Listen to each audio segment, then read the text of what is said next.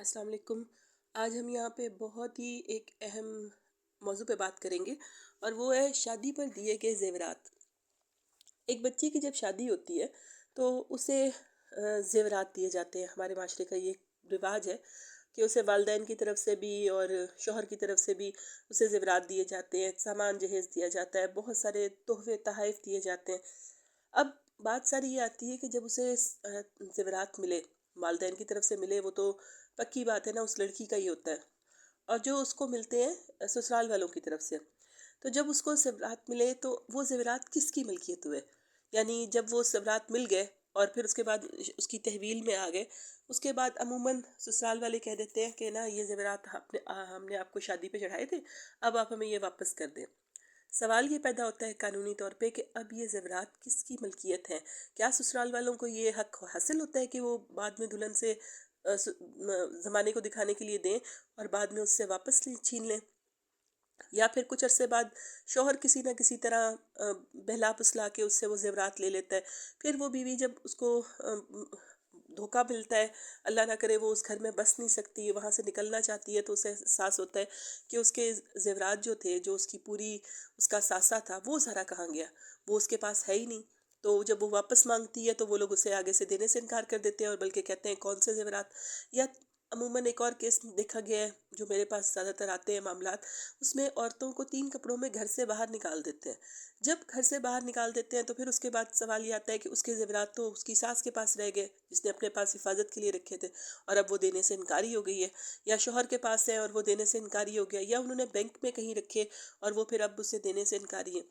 جب ایسی صورتحال ہو جاتی ہے تو پھر اس میں معاملات چلتے ہیں عدالت میں۔ شادی پر دیے گئے زیورات، جس میں چاہے اس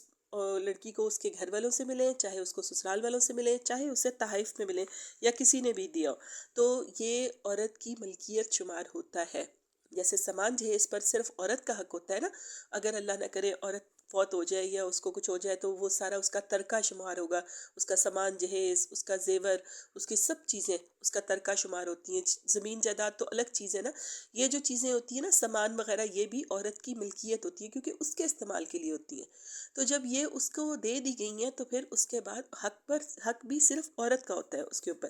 تو یہ اس میں اب ہمارے پہ اکثر دیکھا جاتا ہے، نکاح نامے میں بھی سونے کے زیورات لکھے جاتے ہیں، مگر کئی صورتوں میں نکاح نامے پر بھی نہیں لکھے جاتے، اس میں صرف یہ ہوتا ہے کہ کہہ دیا جاتا ہے کہ اتنا زیور اسے دیں گے، وہ وقت رخصتی دے دیا جائے گا۔ تو نہ تو کہتے ہیں کہ بھئی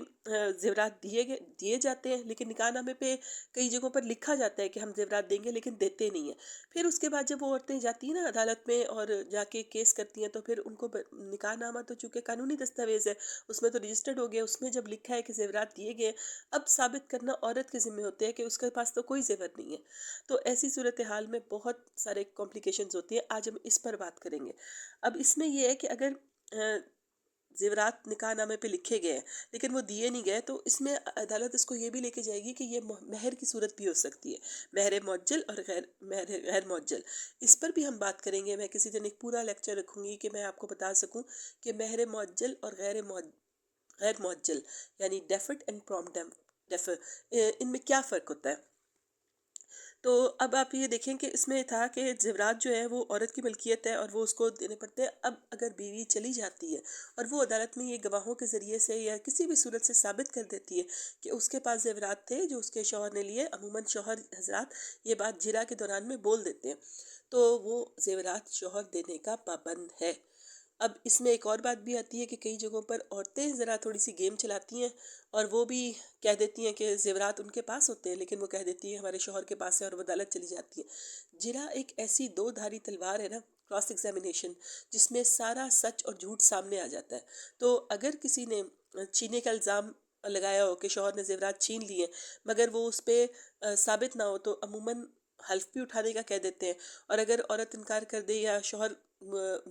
ثابت کر دے کہ وہ نہیں کیا، تو عدالت اس کو وہاں سے نہیں دلواتی۔ یعنی یہ آپ مت سمجھیں کہ بالکل ہی اندھی عدالت ہے، اس کو کچھ نظر نہیں آتا، سارے کیس کے حقائق وہاں پہ جو سیٹ پر ججز بیٹھے ہوتے ہیں وہ بہت زیرک ہوتے ہیں، انہیں سمجھ آ رہی ہوتی ہے کہ کون جھوٹ بول رہا ہے اور کون سچ بول رہا ہے، اور وہ عموماً سچ اور جھوٹ وکلا حضرات اگلوا لیتے ہیں۔ تو اس میں اب یہ بتانا بہت ضروری تھا کہ جو زیورات ہوتے ہیں جو شادی پر دیے گئے ہوتے ہیں وہ صرف اور صرف عورت کی ملکیت ہوتے ہیں، اس سے چھینے نہیں جا سکتے، اور اگر چھینے جاتے ہیں تو پھر عورت اس کے وصولی کے لیے عدالت سے رابطہ کر سکتی ہے، اور اس معاملے میں عدالت عورتوں کو سپورٹ بھی کرتی ہے، لیکن شرط صرف یہ ہے کہ عورت پوری طرح سے ثابت کرے کہ اس سے زیورات چھینے گئے ہیں۔ جزاک اللہ خیر۔